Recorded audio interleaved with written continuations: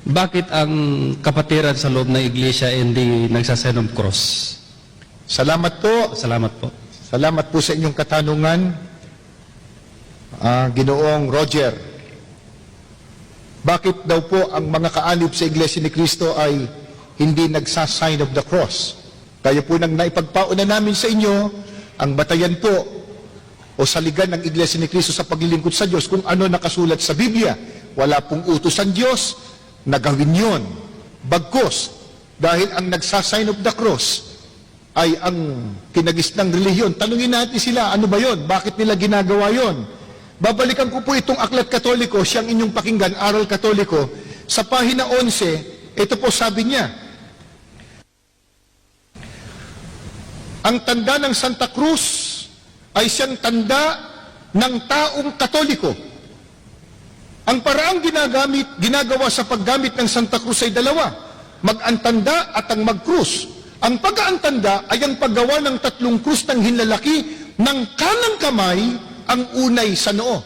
Sabi po nila, yung sign of the cross o pagkukrus, talagang tanda daw yan ng taong Katoliko. Totoo naman po yan. Pagka nakita nyo, pagtapat ng simbahan, alam mo na, anong relihiyon nun. Kaya wala pa akong nakitang Katoliko, nag-krus kaliwa. O kaya ang unay batok. Wala akong ganun. Talagang ang unay, no. Sila may sabi, sa pamamagitan ng kanang kamay, ang unay sa noo. Ayan.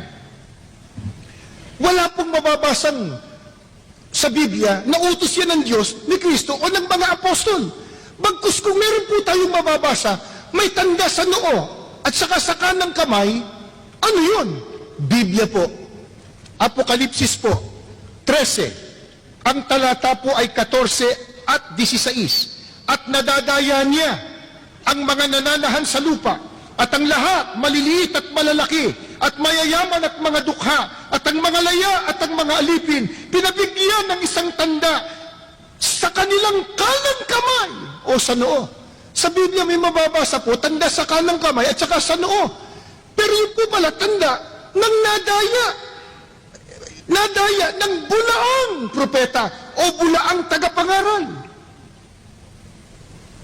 Sa Biblia po yun. Ngayon, balikan po natin, ba't ba gumagawa ng ganun ng pagkukusang Iglesia Katolika Romana?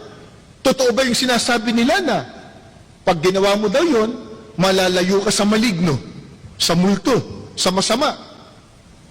Nakapagtataka nga lang, pagtapat ng simbahan at saka sila, nandun ba maligno? Hindi, nagtatanong lang naman ako ka Joel. Ang sama na ng tingin ni ka Joel sa akin. Hindi po. Kasi sabi nila, para malayo sa maligno, sa multo, sa masama. Bakit pagtapat nga ng simbahan, saka nagkukrus? Pero ito ho, ang babasahin ko pong aklat, kilalang kilala ninyo.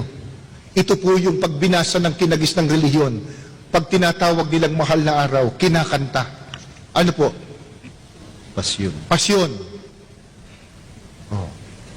Ipakakanta po natin kay kapatid na Joel. Musay kumanta si ka Joel. Kaya lang, wag na po. Baka mag-uwian kayo kaagad. Babasahin ko po sa pahina 207 itong pasyon na ang may akda po nito ay ang paring si Aniceto de la Merced, El Libro de la Vida Historia Sagrada con Santas Reflexiones, Doctrinas Morales para la Vida Cristiana. Ang sarap pakinggan, ano? Ano ibig sabihin kaya nun? Babasahin ko na po.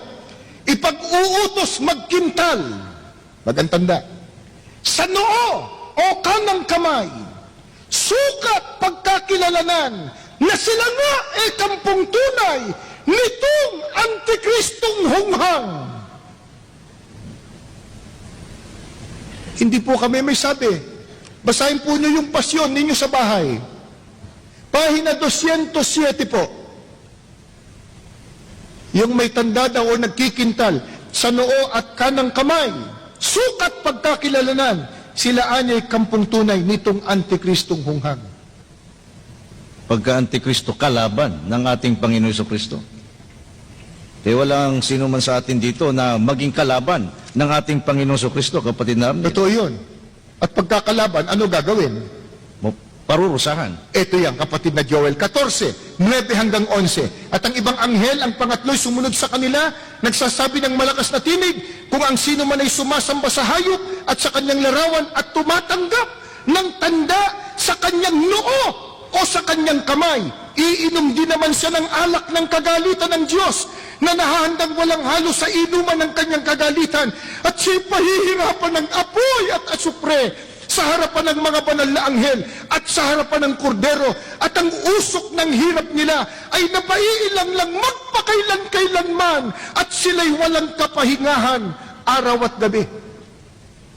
Hindi po maliligtas ayon sa Biblia yung may tanda sa noo at kanang kamay. Click the link in the comment section to watch the full video. Share this video.